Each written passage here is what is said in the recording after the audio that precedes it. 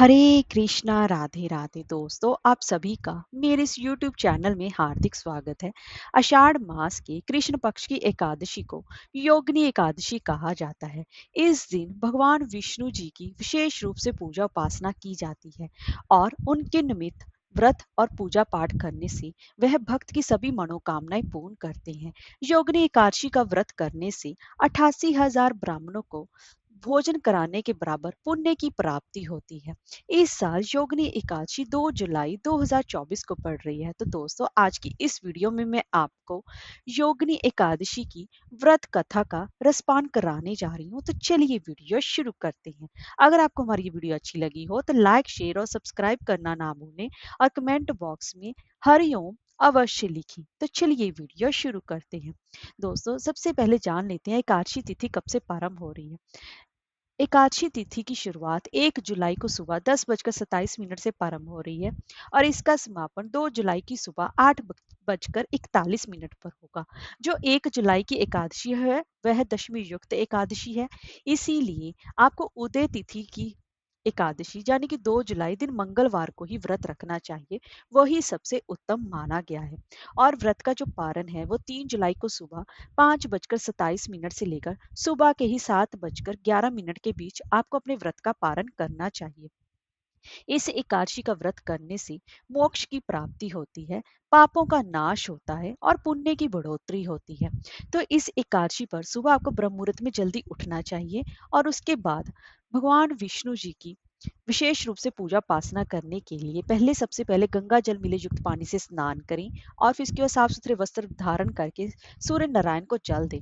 उसके बाद अपने पूजा घर में एक लकड़ी की चौकी पर पीला वस्त्र बिछाकर भगवान विष्णु जी की प्रतिमा या फिर उसकी मूर्ति को स्थापित करना चाहिए और उसके बाद भगवान विष्णु जी का पंचामृत से अभिषेक करें और उनको तुलसी पत्तर, उनको फल फूल अवश्य ही चढ़ाएं और अखंड घी का एक दीपक भी जलाएं और वहीं पर बैठकर भगवान विष्णु जी की निमित्त योगिनी एकादशी की व्रत का संकल्प लें और संकल्प लेने के बाद योगिनी एकादशी की व्रत कथा का रसपान करें और यह एकादशी सभी पापों का नाश करने वाली मानी गई है।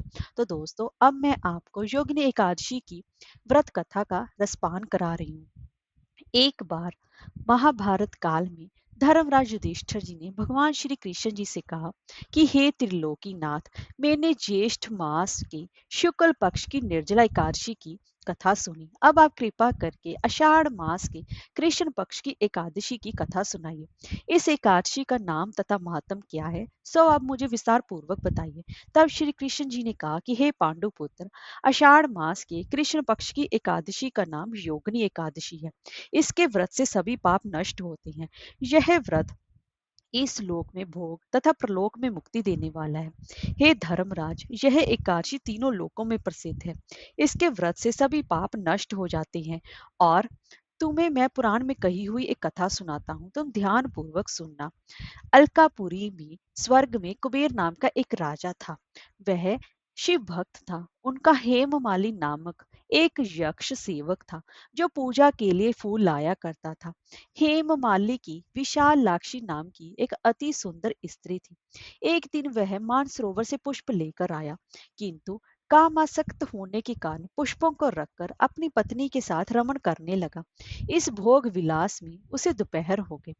हेममालिनी की रात देखते देखते जब राजा कुबेर को दोपहर हो गई तो उसने क्रोध पूर्वक अपने सेवकों को आज्ञा दी कि तुम लोग जाकर पता लगाओ कि हेममालिनी अभी तक पुष्प लेकर क्यों नहीं आया।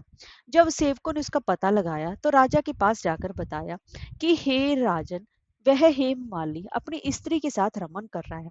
इस बात को सुनकर राजा कुबेर ने हेममालिनी को बुलाने की आज्ञा दी। डर से कांपता हुआ हेममालिनी राजा के सामने उपस्थित हुआ। उसे देखकर कुबेर को अत्यंत ही क्रोध आया और उसके होंठ फड़फड़ाने लगे। राजा ने कहा, अरे अधम, तूने मेरे परम पूजनीय देवों के भी देव भगवान शिव जी का अपमान किया है। मैं तुझे श्राप देता हूँ कि तू स्त्री के वियोग में तड़पे और मृत्यु लोक में जाकर कोड़ी का जीवन व्यतीत करे। कुबेर के श्राप से वह तत्क्षण स्वर्ग से पृथ्वी पर आ गिरा और कोढ़ी हो गया। उसकी स्त्री भी उससे बिछुड़ गई। मृत्यु लोक में आकर उसने अनेक भयंकर कष्ट भोगे, किंतु शिव की कृपा से उसकी बुद्धि मलिन ना हुई और उसे पूर्व जन्म की भी सुध रही। अनेक कष्टों को भोगता हुआ तथा अपने पूर्व जन्म के कुकर्मों को याद करता हुआ वह हिमालय पर्वत की तरफ चल पड़ा। चलते चलते वह मारकंडे ऋषि जी के आश्रम में जा पहुंचा। वह ऋषि अत्यंत ही वृद्ध तपस्वी थे। वह दूसरे ब्रह्मा के समान प्रतीत हो रहे थे और उनका वह आश्रम ब्रह्मा की सभा के समान शोभा दे रहा था। ऋषि को देखकर हेममाली वहां पर गया और उन्हें को प्रणाम करके उनके चरणों पर गिर पड़ा। हेममाली को देखकर मार्कंडे ऋषि ने कहा कि तूने कौन से ऐसे बुरे कर्म किए हैं जिससे कि तू कोढ़ी हुआ और भयानक कष्ट भोग रहा है। महर्षि जी की बात सुनकर हेममाली बोला कि हे मुनि श्रेष्ठ, मैं राजा कुबेर का अनुचर था। मेरा नाम हेममाली है। मैं प्रतिदिन मानसरोवर से फूल लाकर शिव पूजा के समय कुबेर को दिया करता था। एक दिन पत्नी सहवास के सुख में फंस जाने के कारण मुझे समय का ज्ञान ही नहीं रहा और दोपहर तक पुष्प ना पहुंचा सका। तब उन्होंने मुझे श्राप दिया कि तू अपनी स्त्री का वियोग और मृत्यु लोक में जाकर कोढ़ी बनकर दुख भोगेगा। इसी कारण मैं कोढ़ी हो गया और तथा पृथ्वी पर भयंकर कष्ट भोग रहा हूँ। अंत कृपा करके आप मुझे कोई ऐसा उपाय बताइए जिससे कि मेरी मुक्ति हो। मार्कंडे ऋषि ने कहा कि हे माली, तूने मेरे सम्मुख सत्य वचन कहे हैं, इसलिए मैं तेरे उद्धार के लिए एक व्रत बताता हूँ। यदि तू आषाढ़ मास के कृष्ण पक्ष की योगिनी नाम के एकादशी का विधि विधान पूर्वक व्रत करेगा तो तेरे सभी पाप नष्ट हो जाएंगे। महर्षि जी के वचन सुनकर हेममाली अति प्रसन्न हुआ और उनके वचनों के अनुसार योगिनी एकादशी का विधि पूर्वक व्रत करने लगा। इस व्रत के प्रभाव से अपने पुराने स्वरूप में आ गया और अपनी स्त्री के साथ सुख पूर्वक रहने लगा।